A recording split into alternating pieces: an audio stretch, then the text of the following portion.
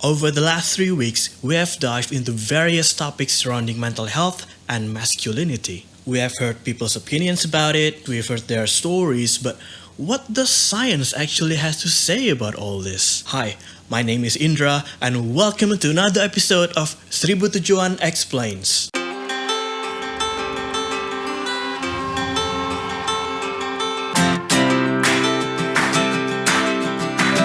Nowadays, we heard about toxic masculinity a lot, and I mean a lot. It seems to be a problem for many men around the world. In our interview, we tried to find out what toxic masculinity meant to men. Generally, they stated that toxic masculinity is characteristics that are associated with men or being real men that are usually harmful to themselves and others. So things like hiding certain emotions, hiding their vulnerabilities, not crying, dominate others, and even ignore their mental well-being. But what is toxic masculinity exactly? And what's the difference between toxic masculinity and masculinity? According to Cambridge Dictionary, toxic masculinity refers to ideas about the way that men should behave that are seen as harmful. For example, being overly competitive, glorifying dependence and violence, and underestimation or even abuse towards other people. However, those characteristics actually exist in the traditional masculinity that we all familiar with. And apparently, not all masculinity values are necessarily bad or toxic. There's nothing particularly toxic about wanting to be shown some respect, for example, or being competitive, wanting to succeed in their jobs, and provide resources for their families. So what is considered to be toxic characteristics of masculinity? Some values that require domination over others or hurting other people, and probably some non-toxic masculinity that go way too far. Okay, how about masculinity?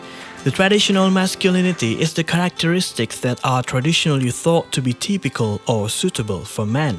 The manly man attitude is endorsed in pop culture nowadays. Many actors played male roles in movies and people love them for their masculine traits, like having muscular bodies, being violent, rude, and dominant. Characters like the Terminator, superheroes, Rambo, and so many others represent the masculine norms that is popular in our society. It also appeared in many stories in books and even in video games. I personally love these things, and I also see masculinity traits being endorsed everywhere, especially in main protagonists of the story. However, those masculine characteristics might be a manifestation of social and cultural values that have been around and associated with men for very long time. But when and where did it start? How about we go back in time? And I mean way back in time. Archaeologists argued that our ancestors back in the Stone Age already had their own ways to differentiate gender roles, mostly for the task they have set for each sex. For example, females worked on processing animal hide and taking care of children, while males mostly worked as hunters. However, we had nothing but artifacts and fossils to reconstruct their everyday lives. Since we may project our biases and imagination into the reconstruction, it may not accurately represent what actually happened millions of years ago. Okay then, let's fast forward to the history of our own species, Homo sapiens. Apparently, masculinity existed and meant different things in different society. In Indonesia, masculinity may have been constructed for a very long time. In many of our folklores and myths, the value of masculinity has been pointed out and shown.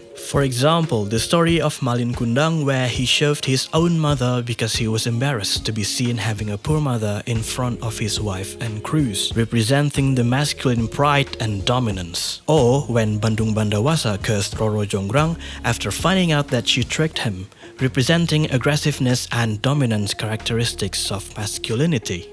Given that, maybe the key here is not when or where, but rather how. The long history of agriculture suggested that women and men have different roles as the technology advanced. When using the handheld tools like hoes and digging sticks, both male and female farmers shared somewhat proportional roles. However, when the plowing technique has been discovered in 1830s, male farmers played a higher role in the farm activities since plowing requires significant upper body strength and grip. Physically, males have advantages in strength due to possessing larger muscle fibers and more skeletal muscle mass than females. Ever since, activities that were typically undertaken by women and children was rarely needed. Therefore, the belief where men worked outside the home while women specialized in activities at home, like taking care of children and cleaning the house, was formed. Unfortunately, this belief still persists even to this day. Over time, masculinity may have evolved into something more dangerous, and many people started to see some of its characteristics as abusive or destructive. While toxic masculinity can be harmful to other people, can it be harmful to men themselves? Will toxic masculinity still be harmful in a place only occupied with men?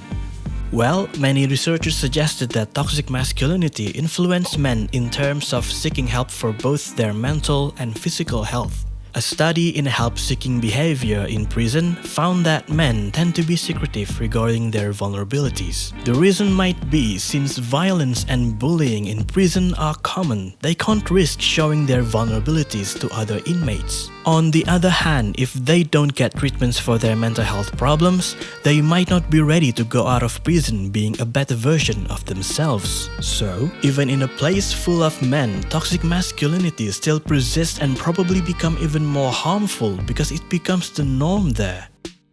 Okay, how about in society?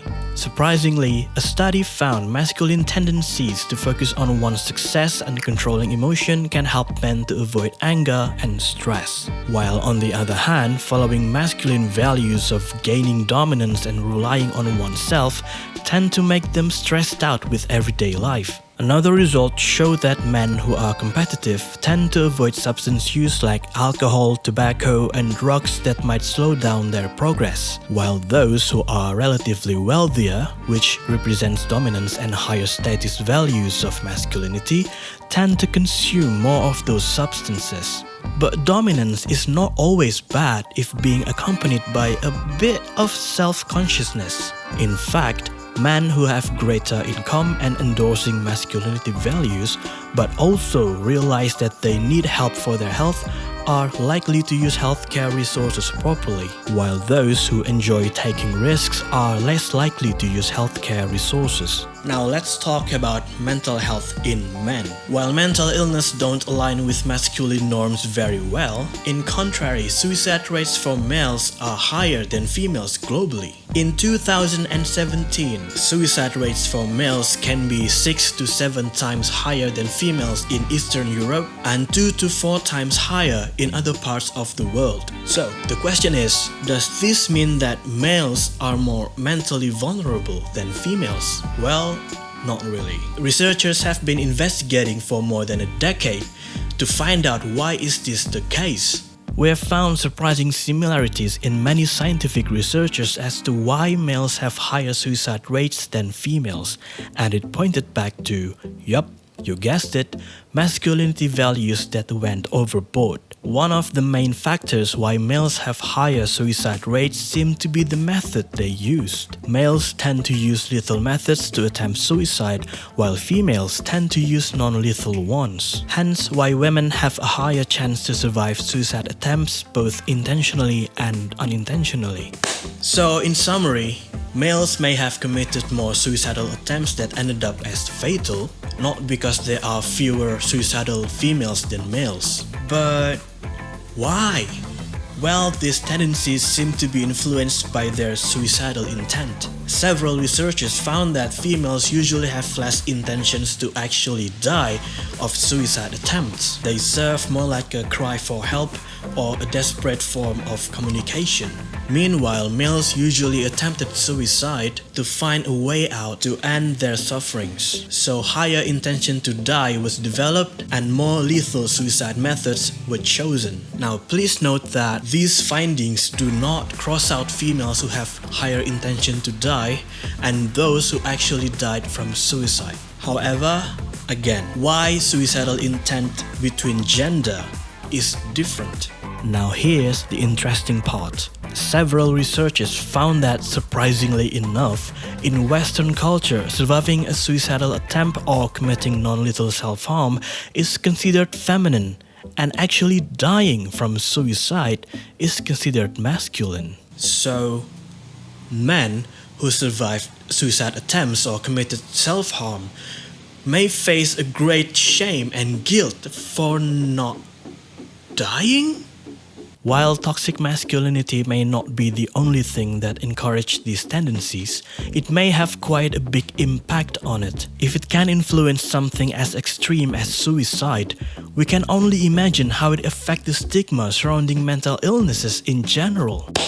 In conclusion, we know that toxic masculinity can have a big impact on our mental health. It may make men reluctant to show their vulnerabilities and emotions in fear of being seen as a weak person. It may encourage the stigma surrounding mental illness, and it may even encourage suicidal behavior. However, while toxic masculinity can be harmful, it can also be beneficial for men's mental well-being. It's like a double-edged sword. Depends on how good you are at using it. If men consider going through therapy as feminine, it may not seem so if they see it as a means to help them focus on whatever their goals are. Mental health is important for everyone, regardless of their sex, gender, or cultural background. You can dictate what masculinity means to you, but it doesn't define who you are, and it's your freedom to choose what kind of person you become. You may be feminine, you may be masculine, or maybe you refuse to be defined by words. Show your emotions, be vulnerable,